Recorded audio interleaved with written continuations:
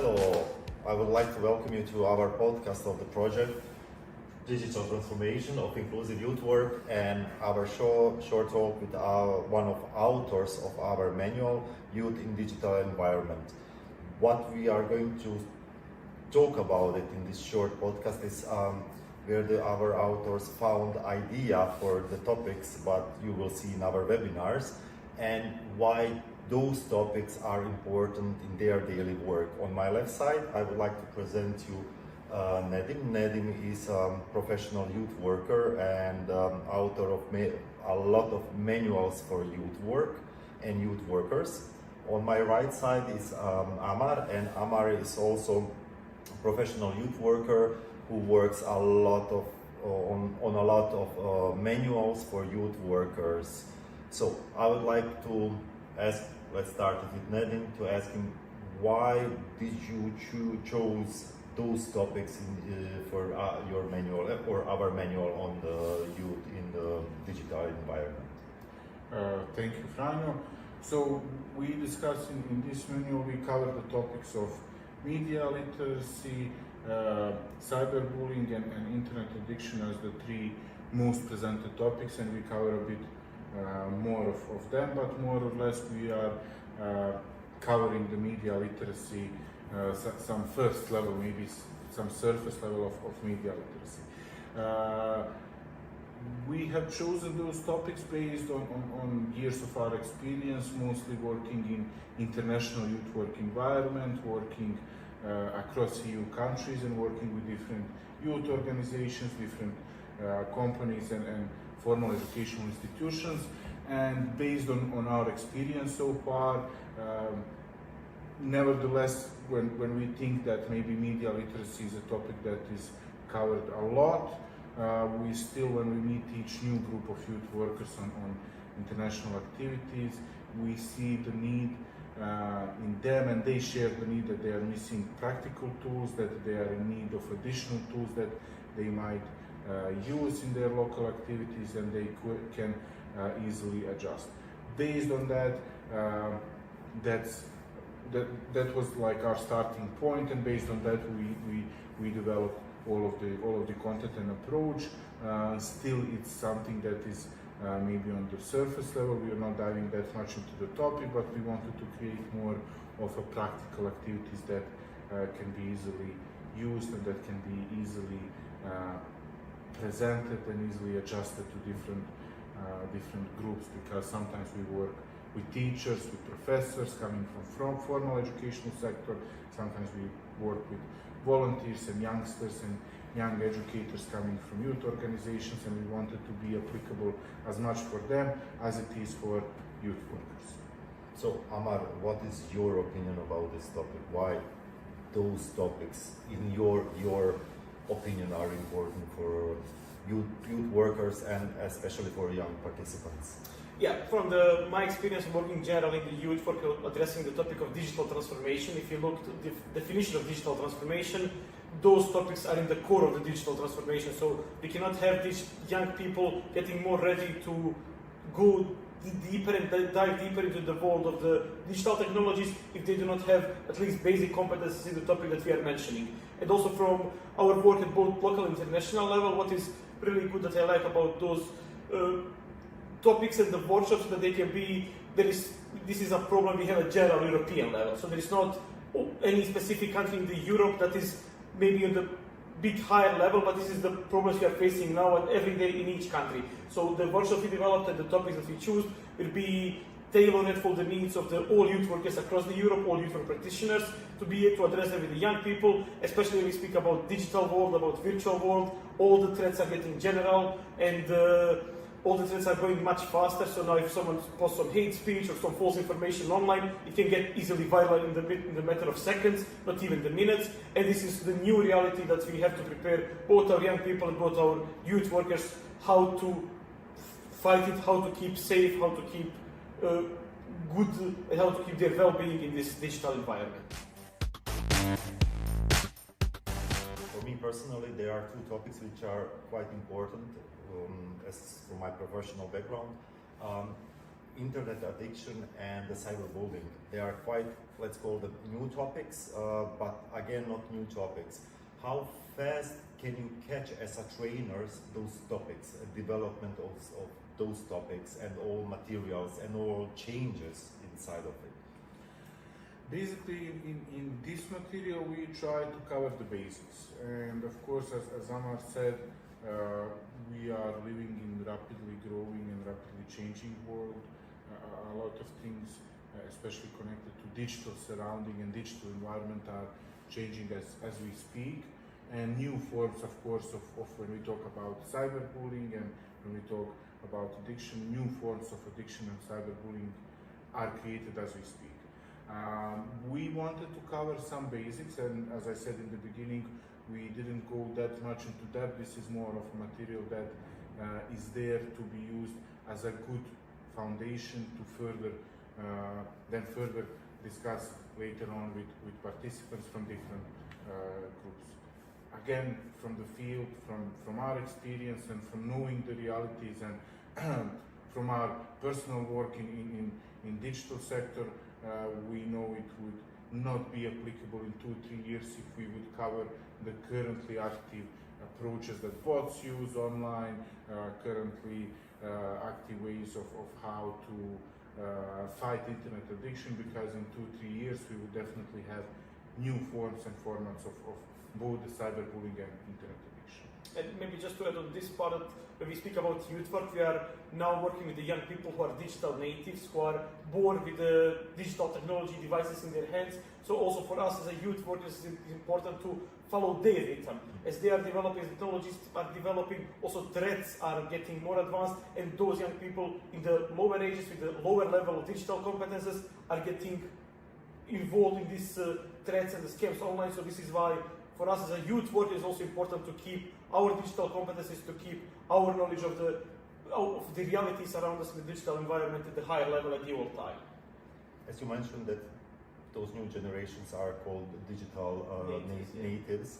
How hard is for you as a youth worker is to work with that generation of digital natives, as you wrote it in this manual together with Nedim, that some sessions are like from 40-90 minutes. How hard is for that generation to hold the present on the activity or on the training or educational program? Mm-hmm. This is something that we were also really aware from our experience when we were developing this manual, that maybe something that we used a few years ago that's still addressing the topic, even if it's topically related, contently related, still up to date. The method that we might use to address it will not be any more up to date, especially when working with the young people, that their attention span went to the TikTok video or Instagram reels that is just a few seconds. They're not ready anymore to read long Facebook posts that maybe we used some years ago. So this is something that we took seriously into consideration when developing these workshops. Apart from the part that they can also be implemented in the face-to-face and also digital environment. So each workshop there are special tips and tricks for the facilitators and trainers who wants to implement it, how to do it in the online environment. That is something that could be maybe closer to this generation of digital natives. Maybe if we develop some educational poster, they will not be willing to write these posters anymore by hand, but they will be using Canva already at the level that we cannot imagine that they can be advanced. So this is something that we took into the consideration when developing the materials to make it up to date and to make it based on the needs of the target groups we are working with. And maybe also to add both, so the sessions themselves are presented in a way to be implemented in face-to-face environment, and they have suggestions on what tools to use to be presented online. But besides that, each specific activity in the session is dedicated in a way that they are more it's more participatory learning, and learning through activities, more experiential learning, rather than it is just giving inputs and presentations for youngsters. And the second important thing is that in a lot of workshops there is need actually to use devices to further research some topic, to be able to participate in some assignments. So this is also another way how we try to adapt it to new generations of participants that would come and be part of these workshops, especially those workshops that youth workers will then implement in their activities, or educators or teachers, etc.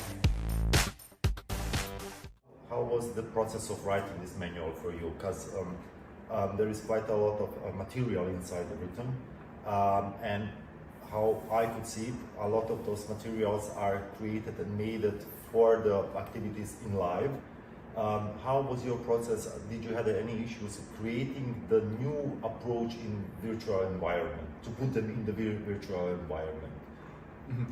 More or less, there is not too much new things that we present, but how we present it, how the whole approach is based, it's based on what we saw that functions in real life, because a lot of times we can see educational materials that look great on paper, but when we test them in reality, it doesn't look that great. So maybe one of the main pluses of the whole material is actually that it's applicable, that we tested it as part of a larger training course, and it has shown as something that is applicable in real life.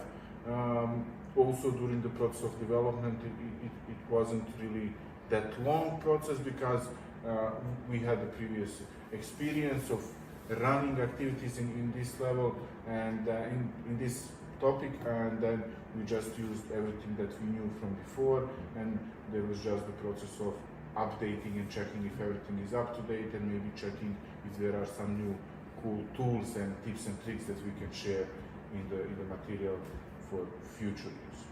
How is that for you, Amar? How was the process of passing from the in live activity to digital activity materials? Or yeah, this is also something apart that we all know with the COVID-19 pandemic and this transformation that all the youth work sector had to do to digital environment. We know all the issues and the problems that we had at the first days when we were even not sure how to use properly some digital tools. But now already also young people and youth working on the target group are expecting the higher level, because they are now able to provide a higher level of activity. So that's something we also took into consideration. If you are doing something in a digital environment by using digital tools, to be up to date with the expectations and the needs of the final users. And also what is something I think really important, that once like this manual is being used, as we said, digital technologies are changing, it's emerging, it's improving, and this is also, we will be trying to collect feedback from all the youth work practitioners who are using this material in order to improve. Maybe in 2 years, everything that we spoke about cyberbullying will already be outdated. So this is something that we have the power again to change and to make some small changes in order to stay up to date with the events happening. I think this is the only solution if you speak about digital technologies, about virtual environment. You absolutely have no other options but to regularly collect feedback, analyze feedback, and improve the things. This is how the digital technology works. This is how our youth work should work. And this is something that was behind, I think, all the logics and all the work we did on development of this specific manual. thank you. I have one more last question. Is as you are coming from the field, working field with youth, youngsters, youths, and youth workers, and you are professional teachers, learners. What do you prefer more to do? Digital educational programs or in live? What is for you better, or where do you see that the participants are more involved in? It depends again from generation to generation of participants that we work with, but I think generally speaking, we are moving a bit back to this face-to-face, because during the pandemic time we had a lot of online activities and everything moved online. From when we talk about young people, everything moved online, from schools to hanging out with friends to playing games, and everything was online. And I think now even the new generations that were born with the devices and the internet, and it's part of their lives since they exist, they are becoming more and more sick of just using digital tools and just communicating in that way. So for me personally, I think, and based on the experience, I think it's a bit better to do it face to face, but again, not to do it in traditional way with saying like, okay, now we are doing just face to face activities and workshops. We are not using our devices, but actually doing the face to face, but combining it with digital device, and I think this is the best combination. As Amar said, sometimes we will not give them post, we will give them more freedom if they want to design it in Canva. Great. If we want to have gallery of posters presented, then we can always have printer on site that we can print it out. But this combination of both, I think, is the key and the answer. And I think moving everything just online is not always the best, because there are more and more things now happening online, and they are less and less visited. I have a feeling like it's like that.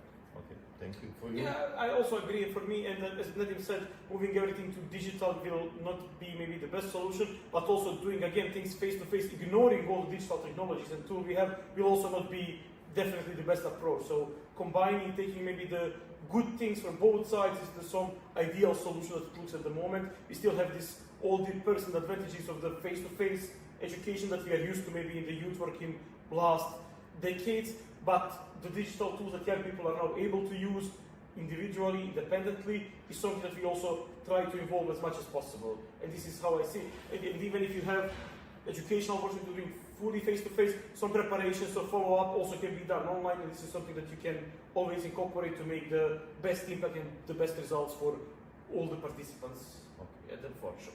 Thank you, both of you. From my side, I don't have any more questions. Maybe if you want, I would like to add, or you want to give some tips and tricks for future youth workers. What would you like to tell them or suggest them for their future work, if you all have something? Yeah, definitely to try to use the material, and also to feel free to share feedback to any of the partners of the project. And it's a living matter during the project, and even during later after the officially project has ended. It's a living matter, and I think it's most important thing is actually to try to use the material, the methods and the approach, and to see what works and what doesn't, and to share any feedback for future improvement for the whole field, more or less. Thank you. Yeah, that will be more the same, and also I hope that those sessions will be useful for the youth work practitioners using them, and also I think that those sessions also have a good potential to be easily adjusted to different contexts. As I said, this is really general problem, so if someone is using this session with the small adjustments, they can multiply based on and that's something also mentioned in the manual for people who will be reading, that based on the complexity of the exercise and the background of the group that you have more experience, more developed digital competences, it can be easily adjusted to different levels to fit the needs of all learners we have. Thank you, Nedim. Thank you, Arama. Thank you, everyone, for watching our short podcast here. In my name and name of the whole team of Youth Power Germany, I thank you, and I encourage you to use all our materials, what we produce, not on this project and another projects. They are free for your use, and on that way, you are going to benefit, and we are also benefiting by your side by using our materials. Thank you. Bye.